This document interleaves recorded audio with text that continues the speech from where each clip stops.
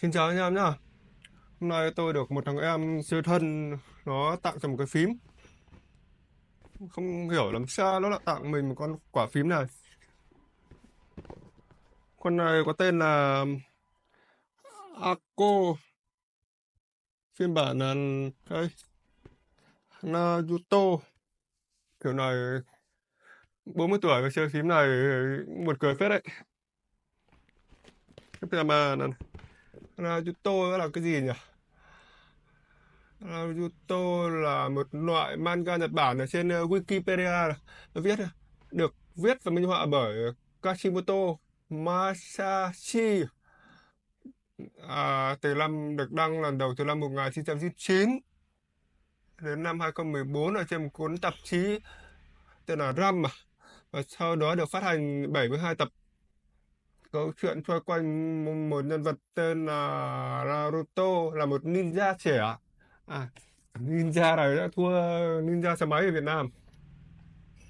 Bây giờ tôi mở cái hộp này nhá. Nói thêm về thằng em thì nó tên tên là Nguyễn Hoàng ở trên Face á, chuyên bán mấy cái dòng phím Akko này này.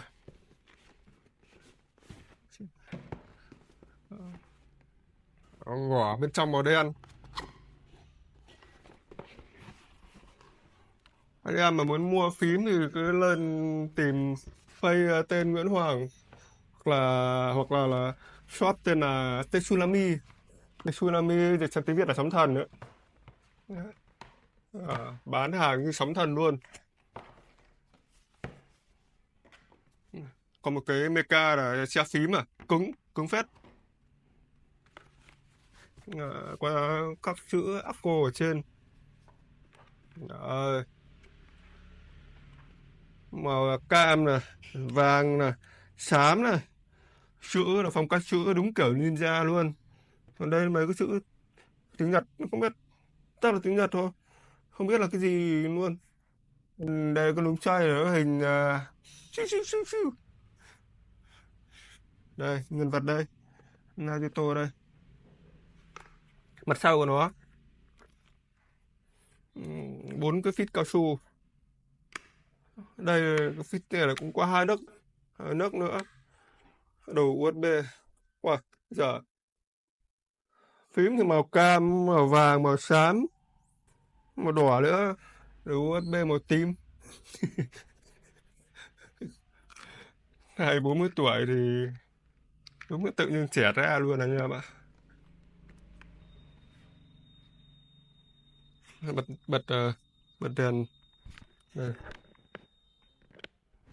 Trên đây có chế độ login này, USB mát. Đấy.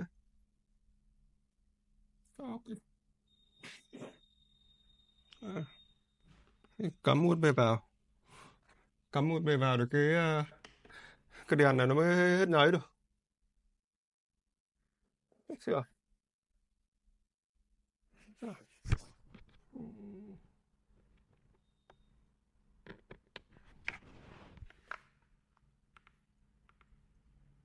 Ok, nhận rồi, nhận rồi đấy. Nét khủng khiếp luôn, hai bên nét màu rất đẹp. Con này vừa xem giá hơn 2 triệu, hơn 2 triệu đó. Ừ. Tắt đi, tắt đi để mở ra xem.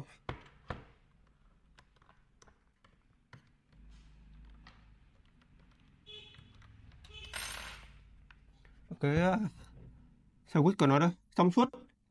Nó cũng là switch của hãng Akko luôn nhá. In luôn trên đây này. Tiếng gõ này ok phết đấy. Núm xoay này, để mình xem này. Xem là núm xoay có tác dụng gì. Tăng giảm âm lượng.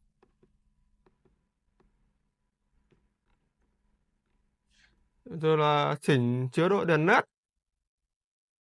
Tức là nếu mà chuyển từ chế độ chỉnh đèn sang chế độ tăng giảm âm lượng thì ấn vào đây, ấn giữ thì nó chuyển. Rồi, mình xem một chức năng. Nên là con này là mình xem nào. Xem các thông số kỹ thuật của nó. cây cáp là PPT đa sắc Jira Profile.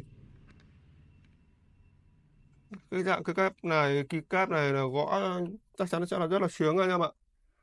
Nó không quá cao và cũng không quá cao, không quá thấp. Đấy, rồi là hot watt 5 pin TTC socket. Ok, pin 3000 nữa, tiêu thụ khoảng tầm pin 3000 thì để đèn nét thế này thì chắc là dùng được ngày không? 3 chế độ kết nối dây Bluetooth và USB 2.4. Rồi, cấu trúc các gắt mount và palette PC. Ok, lót farm, farm tự âm nhá, farm đáy. Phần mềm mới tích hợp Acco Cloud này, driver, ồ, có thể keymap và chỉnh nét, macro bàn phím, tương thích Win, Mac OS và Linux và cả di động nữa. Cái đấy thì con này là nó A75 75% đúng rồi, nó tên của nó là 5075B Plus. Thì con này mình nghĩ là mình dùng thì sẽ thích thôi, vì khá là màu mè mà 40 tuổi vẫn dùng được. Ờ, thì nếu mà mọi người quan tâm thì inbox mình nhá. Cảm ơn.